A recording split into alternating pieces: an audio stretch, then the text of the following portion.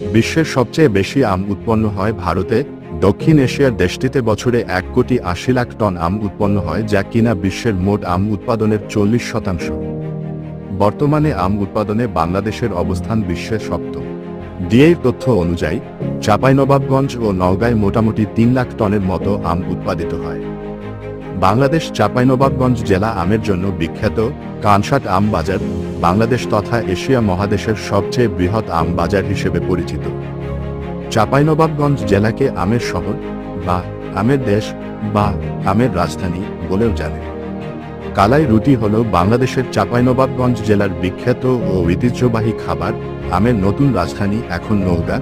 পৃথিবীতে প্রায় 35 প্রজাতির আম আছে। আমের প্রায় কয়েক জাত রয়েছে।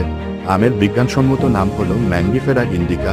আম ভারত, হাইতি, ফিলিপাইন ও পাকিস্তানের জাতীয় ফল এবং বাংলাদেশের জাতীয় গাছ।